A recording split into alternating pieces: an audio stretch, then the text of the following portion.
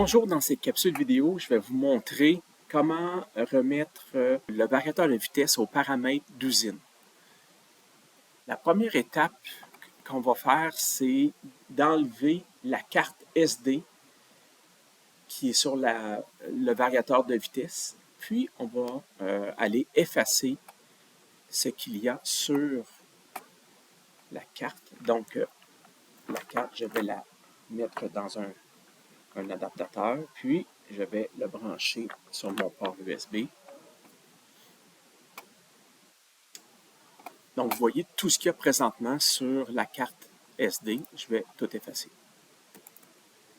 Je sélectionne tout, puis j'efface.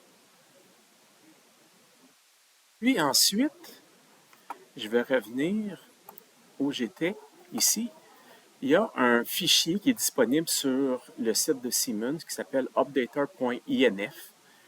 Puis, je vais le copier sur ma carte. Donc là, il était sur mon C. Je reviens sur ma carte. Je vais le coller sur la carte. Puis, je vais remettre la carte dans mon variateur qui n'est pas alimenté. Donc, avant de l'alimenter, je remets la carte. Puis, je remets l'alimentation 24 volts sur la carte. En attendant, je vais aller sur la configuration de mon port. Puis, je vais changer l'adresse IP. Pourquoi? Parce que là, je vais me connecter au port point à point du variateur de vitesse, qui est le premier port en haut du variateur. Puis, c'est une adresse qui commence par 169.254.11. L'adresse du variateur, c'est 22. Donc, moi, je vais mettre 23. Puis, le masque réseau, c'est 255.255.0.0. J'enregistre ça.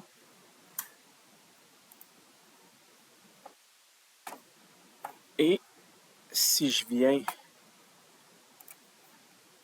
là, je prends Google Chrome pour me connecter à la drive. Donc, je fais 169.254.11.22, qui est l'adresse fixe du variateur. Ça devrait me demander de changer le mot de passe parce qu'on repart de 0.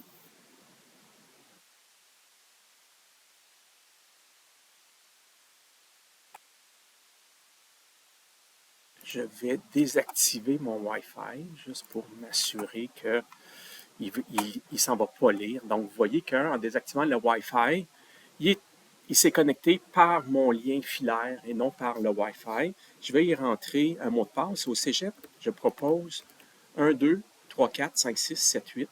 Puis, je confirme 1, 2, 3, 4, 5, 6, 7, 8.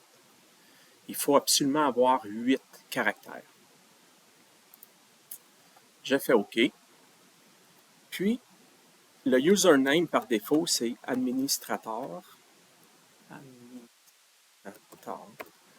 Puis, je vais rentrer le mot de passe 1, 2, 3, 4, 5, 6, 7, 8.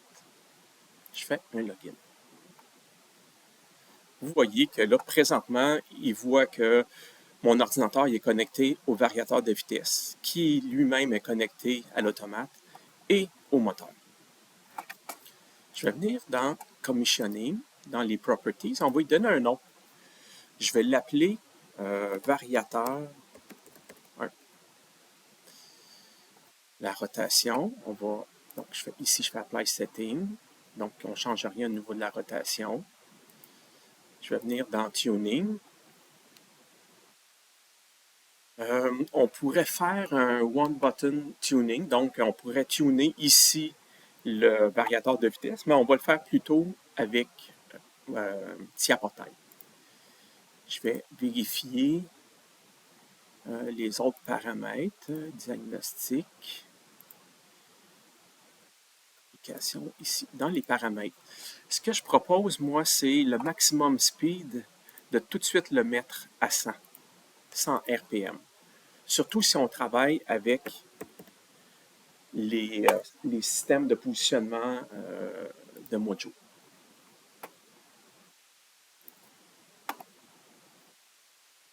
Donc, le torque, ça c'est correct. Les inputs, donc ça ici c'est bon. quelque chose ici.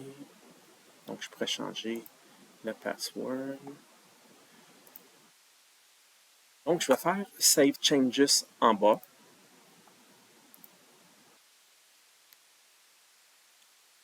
Puis, je vais retourner changer mon réseau pour le ramener au réseau de l'automate, qui est 192.168.0.100. Puis,